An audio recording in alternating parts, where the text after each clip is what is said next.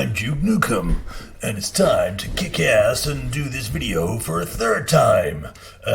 Reason being, actually, was because, I must apologise again for the very terrible Duke Nukem 3D impression. But I was just watching back. I already uploaded the video. I'd watched it locally. Let's take the sunglasses off, for goodness sake. And then I was watching it again on you. If you've made any videos, you have to sort of watch it back just to see what it came out like. And I really wasn't happy with the talking versus. It's such a shame because the stuff that I was coming out with was such pure emotion, not just about the level, the Duke Nukem 3D level that I'd made, but the memories of the company that I work for. So I do apologise because this is going to be a little bit more staged because I'm doing that stretch for a second time at least. But the audio, the game audio, especially in certain bits, there's storm sound effects, and they were really making it horrible to listen to. So I'm really sorry for doing this again. So I literally just pulled the video down from YouTube, so I'm going to go through doing it again, and then I'll re-upload it. It takes a while to upload because I'm in Australia, and the internet in Australia is worse than most world countries.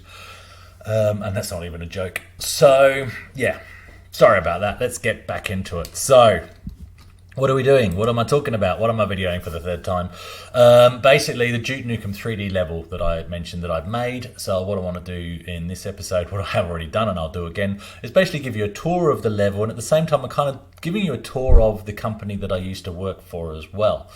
The reason why this level is so special to me, I only made one level really, but look, here's a letter that I wrote to PC Zone magazine back in the day.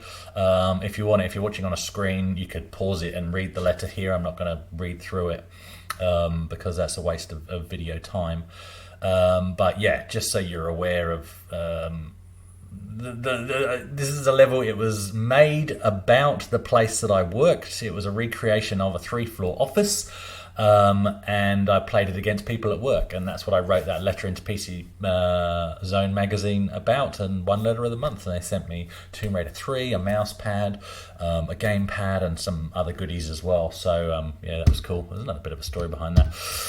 And anybody that's aware of Duke Nukem will know that how the build engine works is you can't strictly have one floor above another. You can to a point, as long as zones aren't broken in between.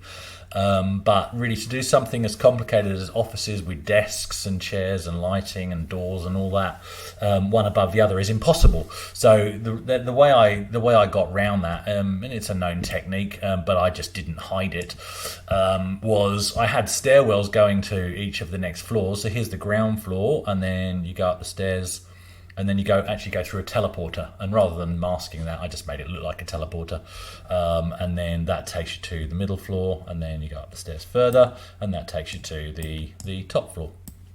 So that's how that works. I used artistic license to add sort of an apocalyptic storm. That's what was really interfering with the audio on the last video that I did, and some hidden caverns to the side. Obviously, really, it was a car park outside, and that's what it was. We'll spawn somewhere here. I think that's essentially where the spawn initial spawn point is. This is more a Duke. I did do a single player version of this map as well, but I can't seem to find that one. But anyway, this is sort of the Duke Nukem. I'm not going to run it with bots because I'd rather sort of give you a tour through. You'll see I was a bit lazy with some of the tiling, but I also used tiles for the desktops on people's computers to tell a bit of a story about the person that sat at each desk using the standard Duke Nukem pack. Sorry if I'm squinting a bit, got a bit of a headache to do today as well, but I'm still doing this for the second time after watching it back because it's like, that just wasn't good enough. All right, let's get into it. So I have to tweak a few things, so bear with me. And I've slid down the game audio, so that should be a lot better. I had a bit of on the first take of this, I had some issues with recording DOSBox. So in case you're ever doing videos for yourself, just be aware, in OBS Studio, to record DOSBox successfully, what you want to do is not capture game, not capture desktop. You want to actually capture window, and that will actually successfully capture DOSBox like it is now. So I'm going to jump into my Duke 3D folder, And obviously to load a custom map, I have to go into setup. So again, to repeat a bit of a joke that I made in the second take of this, user level selection, I have to select user level. I'm saying nothing about my user level list. Anybody that played with custom user levels and downloaded some off the internet or got them through whatever sources, friends or whatever, may recognize a couple of names there. Maybe that's another episode to be done at another time, but I found them quite amusing. Anyway, but this is my one, Wells map. So I'll come out of there and we'll launch Duke Nukem. I can't remember how you turn on the bots anyway, but that's not really what I want to do right now. It's cold in here as well, and it's getting late in the day. I had some nice light sunlight in here, but it's actually quite cold in Perth today. Right, so you'll now be hearing the storm, but it's a lot lower game volume, so I'm fairly confident. I've literally halved it, so I'm confident that I will still be the more dominant sound for you guys. But I've just realised, because I haven't got my headphones plugged in, you might be hearing it twice because it's playing through my speakers, so I'll just plug those in. I don't need to hear it. There we go. Right, rather than starting from here, I'm going to quickly run to the ground floor. I'd rather give you a tour of my office building and a tour of my memories of this place from the ground floor, from where we would enter. So there we go, there's that teleporter at play there, and I have to be careful of the doors because they will kill you. Okay, so if your brightness is dark, you won't be able to see this very well, but it's just a cliff face and some water. Obviously we had an actual car park here, but that's what I've done to sort of hone that in and give a reason for not being able to go anywhere.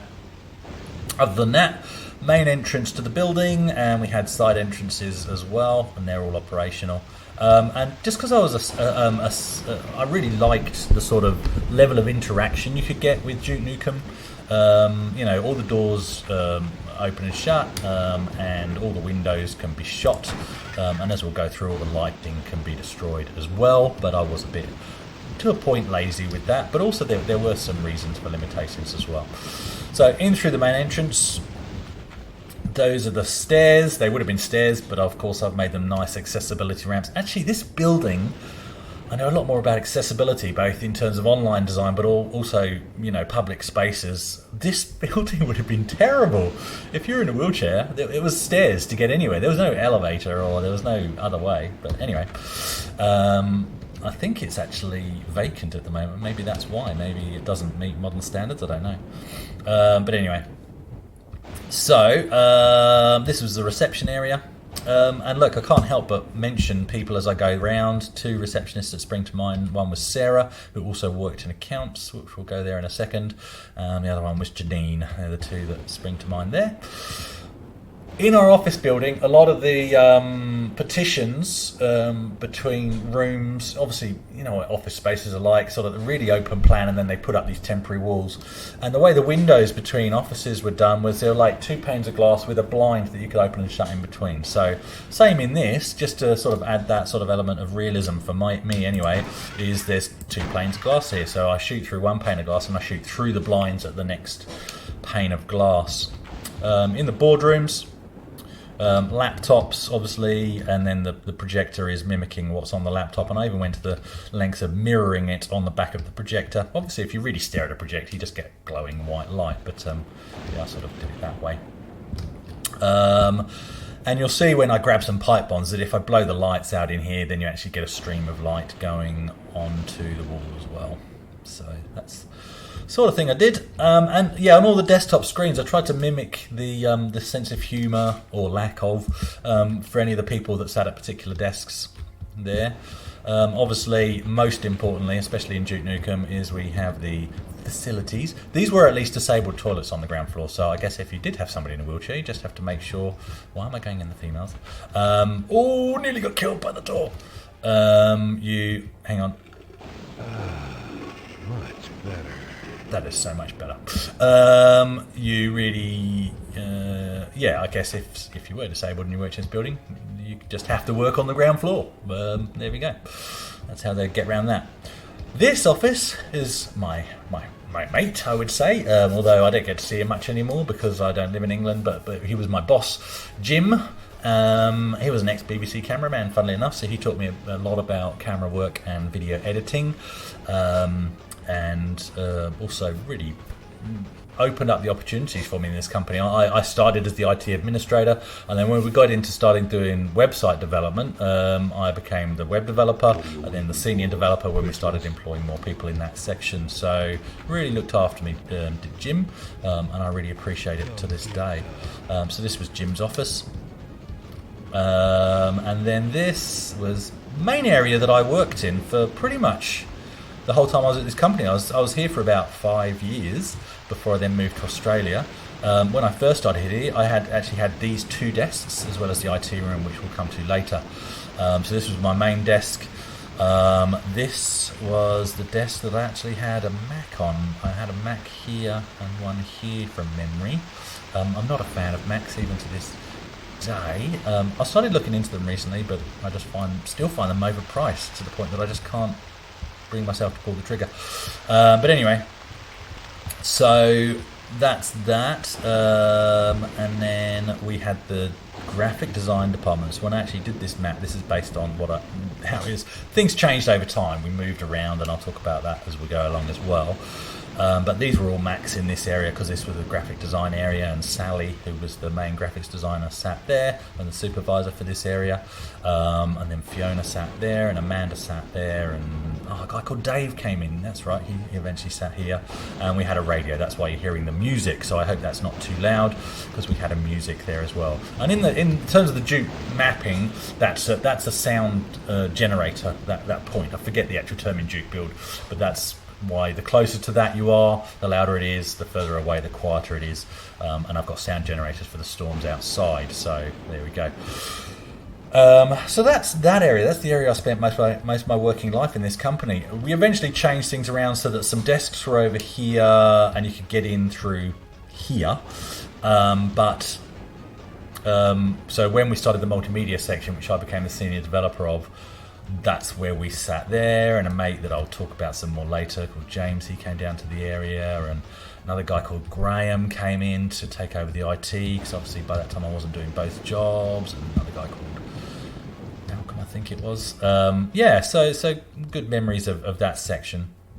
And also we had some additional guys come in we had a design director come in called Frank, and another lead artist called Paul. That came in as well. I'm purposely leaving out surnames just for privacy's sake, but these were good times. So Sarah, who I mentioned earlier from reception, she also works in accounts, so she sat over here. A couple of other people whose names do escape me, I must confess. And then George, who we used to often toast if we were away on business travel, because he made sure we were looked after, and we had plenty to eat and drink and stuff, and so we would sometimes toast the company accountant, George, for making all that possible. And this is the server room, which did not have a futuristic sci-fi sliding door, but that's again a bit of artistic license there. And pipe bombs. I knew there were some pipe bombs in here. I couldn't find them earlier. And same as my desk, which I didn't show you this time round, but the server room with my 2 servers. These are where you access the CCTV cameras around the building that I've placed in Duke Build as well. So that's how that works there. That was my patch panel. Like I said, obviously it doesn't look like a patch panel because I've stuck to Duke Nukem textures. I haven't added custom textures. I didn't want to do that. But yeah, so that's that area there. And there was a girl that came down. We had dual ISDN lines. So they would connect and disconnect at certain times, especially for the mail server, because it was expensive to keep it an open line before we got a solid cable. And Carolyn, I think her name was, she accidentally sent a explicit email out to a client, meant to send it to one of her friends, sent it to a client, ran down to my desk saying, "God, Chris, is there any way of stopping this email going out?" And so we ran in here, and the queue had already gone. It was bad timing, but so she apologised profusely, and everything was fine. But those little things you don't forget. And the Lovebug virus, do you remember that? The Lovebug, somebody actually opened that, a guy called John, opened that from within the Norton quarantine folder. He thought he'd take a peek. He thought because it was in quarantine it wouldn't actually activate it. So again, because it was dual RCN lines, to stop it going out the building, it started to go around the building. I just ran into that room and literally pulled the cable, so we had no connection to the outside world, so at least we weren't perpetuating it out to our clients. So yeah, cut the hard line. Good times. All right, let's go up to the next level. Memories of this area here. So a couple of toilets. I've left off the signs. It's a bit bad of me, but they're there. And we'll go this way first of all. So this goes through to, there's another toilet up here. And we have another boardroom here. Same deal with the projectors and stuff, which I'll demonstrate the lighting in a moment. And then that goes down to the accounts area. There was another stairwell there. So if I just throw a pipe bomb into a meeting, I'm sure you all wanted to do that at some point. And you'll see that, there we go. So there's my sort of lighting effect that I did. You'll notice, look, it's where I say I've been lazy with the textures, there's no shading wall to wall. So if I ever jump back into this and do some improvements, which would be a fun exercise to do, I haven't touched Duke Build since back in the late 90s when I did this mapping. So, you know, there's some shading could be done to give this sort of more depth. It's all a bit whitewashed. And if you look at the ceiling, the lighting effect just goes... Now, there's a technical reason why, because where I've got desks and stuff, you kind of run out of zones. Everything works in zones. And whatever you draw on the floor is also affecting the ceiling. So actually, you haven't got as much room to do things as you'd think. So what I had to do was I just opted to make the whole ceiling a shootable lighting area. So one thing I could do to clean this up is just sort of establish a ceiling texture, I guess, and then see what I can do. Even if they're small strip lights, there could be some work to be done to make that look a bit more realistic, I think, if I'm honest. Oh look, there's lots of work that could be done, to be honest. Back in the day, this was awesome because it was sort of technically accurate to the office space, whereas now looking back at it, it's like, I mean, after I did this, and it was a long time after I did this, I got into 3D Studio Max and I got into doing Unreal Ed stuff, and you go, you know, after everything I learned about texture mapping, especially in 3D Studio Max, there's a lot could be done to this to make it better. I'll be the first to admit that. But, you know, I was more interested in making it a realistic, playable area that other people would instantly know that didn't play Duke Nukem. So that was my idea. It was so I could play people at work. This area here, one of the area section managers or whatever you would call her, Wendy. She was nice. Had a reputation for being an angry person, but I got on with her absolutely fine. Another person that worked in this area, Louise. She later worked around the corner. And a lovely girl called Cara worked over here at one point, and a girl called Sarah, whose manager Louise went through a time of not really having enough work for Sarah, so I was feeding Sarah games onto her computer, being the IT administrator. Doom, Duke Nukem, Hexen, Heretic. And Louise knew full well, because she was like, it's just quiet at the moment, so, you know, it will get busy, but just so you don't go stir crazy or, you know, go bored out of your mind, yeah, sure, you know, fill yourself with some time. And Sarah was very good, you know, if work came up, she'd drop the gaming and go straight back to work, of course. But yeah, this is why, I mean, seriously, and it is a shame that the audio wasn't right on the first video, because seriously there was more emotion behind what I'm saying, and obviously I'm going through it a second time now. But this was such a great place to work. The opportunities were awesome. All the staff, in all the places I've worked, I've been very fortunate that I've made good friends. I've worked around good people, whether I'm working with them directly or they're just, you know, colleagues that work in other areas. And I've always had great bosses. And this, like I said, I've worked there for 5 years, and it was just great. You know, it had ups and downs, and it certainly went through its struggles. And I'm purposely not naming the company. It was only a small company, which I'll talk more about when we get to the top floor. But it was just fantastic. Yeah, really fortunate in my working life. Oh look, that pipe bomb blew out some of the chairs over here. Terrible. John, who later moved downstairs, he worked up here, as did James. But James originally sat, and a guy called John worked in that office there. James originally sat here. That's where I first got to know him, and there's a reason why I've used this particular texture on his screen, because he had a screensaver which was a nude screensaver, and he had this installed, but obviously didn't have it operating most of the time. One April Fool's Day, I actually wrote a batch file so that his PC wouldn't boot up properly. It would have this, and I put in this quite convincing message to indicate that it was infected with a virus. And I even named the infected file, and I named, including the entire path, the screensaver file for this nude screensaver that I knew he had. So I actually kind of forgot. I didn't forget, but I set it up after he left that day. And then I didn't get into work on time on April the 1st, the next day. So he gets in, his machine's not booting, it's saying it's got a virus.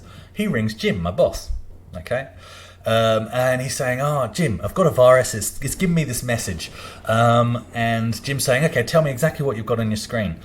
And he goes, it says so-and-so's infected, and then he goes to read out the name of the file, and he's like, oh no, he's thinking, I can't tell Jim that I've got this nude screensaver on my thing.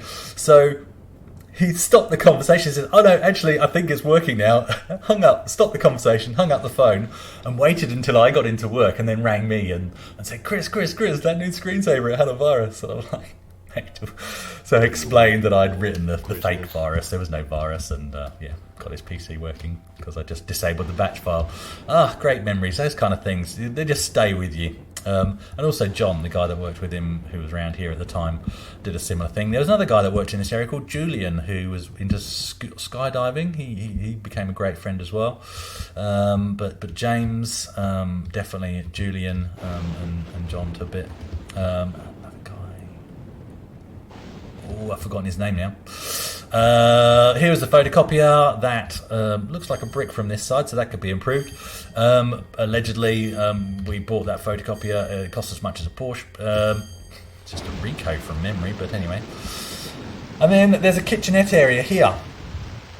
Now, God, why have I got a memory? Oh, interestingly, around here, when I first, this is really going back. When I first started, there was a computer about here. The desk was round the other way. And it was called the Internet computer, because when I first started here, literally, if somebody wanted to research something, this company basically did specialist writing. It was a kind of a PR company for a certain industry type. And if they wanted to research something on the internet, they came to the Internet computer and they dialed up on a dial-up connection, and they used a CompuServe account, and they did their research, and then they logged off, and then they went back to their own desk. That's literally how it was. Of course, by the time I left, we had a sort of a, I don't think it was fibre connection, but we had a big pipe. But anyway, it's just sort of throw that in. Just suddenly remembered that. That wasn't in either of the other two takes. So there we go. Vending machine.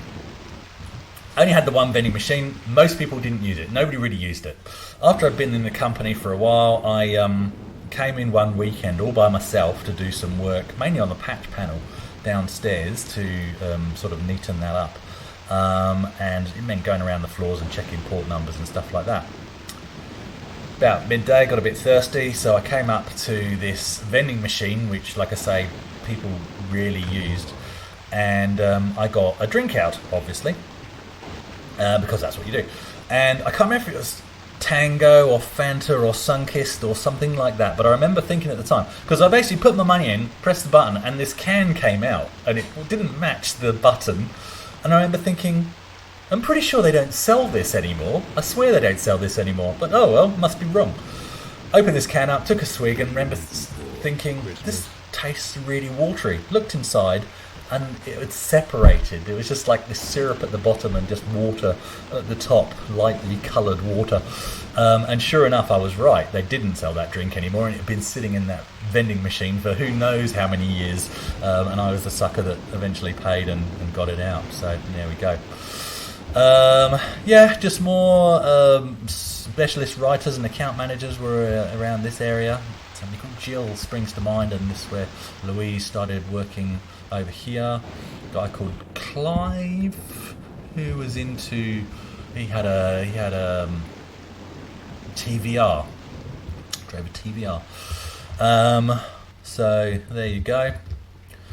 So basically, I tried to put, where there were storage shelves, I put storage shelves, and everywhere there was a desk, which were all fairly universal desk shapes, then that's what I put in here. And again, limitation, that's meant to be like a wood grain effect on the top. Actually, you can tell it's actually a stone effect, so I could choose a better effect there. But whatever you choose in one area, when you then rise an area in build, it's all coming back to me now, crazy.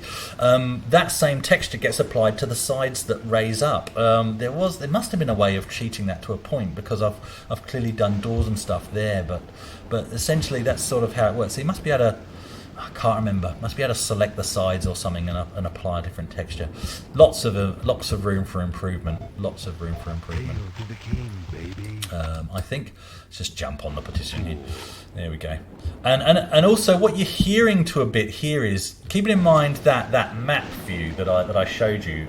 That sort of overhead map view. Oh, in fact, I can show you by doing that. There we go. The reason why the storm noises get louder as I go here is because, look, actually the storm is the other side of this wall. Even though really I'm at the back of the building, well, the storm would still be loud.